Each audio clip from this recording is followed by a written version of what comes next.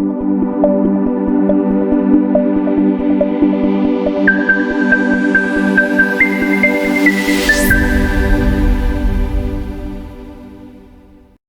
day, online learners. Welcome to another interesting topic, Blended Learning 101, from fully online to limited face-to-face. Once again, this is Dave Marshall, and I'll be discussing about our transition from fully online to the limited face-to-face. My presentation in this topic is divided into three learning outcomes. First, review the policies and guidelines on the prescribed limited face-to-face instruction. Second, deconstruct the techno-pedagogical problems and opportunities of limited face-to-face. And last but not the least, evaluate the different strategies and ways in implementing blended learning delivery. Then I divided my topics into three subtopics: the mandate, challenges and opportunities, and the different models in blended learning.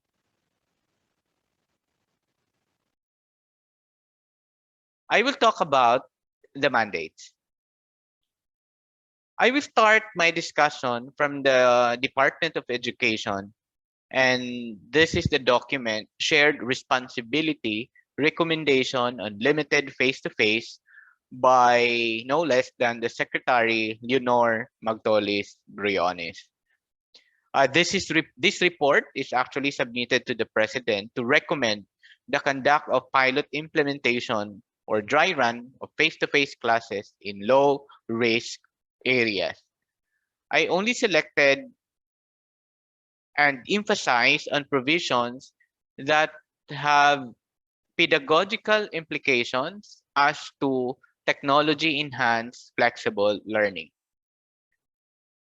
The first is the overall COVID community risk categorization was considered, and based on the latest IATF Omnibus guidelines on the implementation of community quarantine for places under ECQ, MECQ, and GCQ, face-to-face classes remain suspended.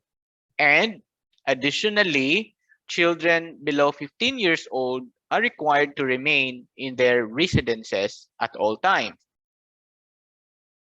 The provision also stated that face-to-face classes will be intermittent, staggered, or in shifts with reduced class size.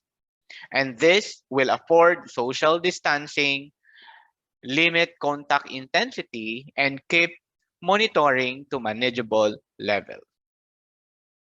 And there are very specific and significant items in the provision. One, to allow face-to-face activities in aid of distance learning, including directly checking the learning progress in soliciting feedback from learners, conduct formative and summative assessments face-to-face, conduct interactive and collaborative activities among the learners, allow access to school-based resources. And what are these? These are libraries, laboratories, and workshops, including internet connectivity.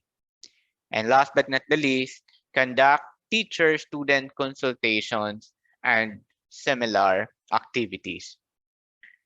Allow learners to access mental health and psychosocial support services in school, and other things are considered such as school health and nutrition activities, youth formation activities, and permitted school sports activities, among others. Take note, provided they do not constitute mass gathering. There is also a portion in the document that stated about prioritization of students for face-to-face classes. And may I read? Because face-to-face classes will not be at full scale, there will be prioritization on who will participate in face-to-face classes. Among those, that may be prioritized include learners with learning disabilities, children who require childcare, such as those whose parents must work outside the home or who have no responsible adult at home, learners heavily dependent on face-to-face learning intervention, such as key stage 1 learners, learners who struggle to meet the required learning competencies, senior high school learners enrolled in TBL, track, requiring workshop equipment in school, and learners documented to be affected by mental health concerns that may be elevated by face-to-face interaction. Priorities shall also be given to learners with demonstrated readiness to observe health protocols. Another significant and interesting provision is on the physical arrangement in schools, and it states that all classrooms must have proper ventilation. Open windows are preferred over air conditioning systems. Classrooms shall follow the following physical layout for physical distancing. And there is a enclosure of the Department Order number 014 series of 2020. There is also a provision that talks about contact tracing, disinfection of school facilities, and modification slash suspension of face-to-face activities. The school DRRM team shall ensure that contact tracing as required by the local health authorities are initiated and completed. Monitoring of the cases during quarantine isolation or treatment. Concerned learners and personnel shall strictly observe the advice of health authorities, including the possibility of home quarantine or isolation in quarantine facility.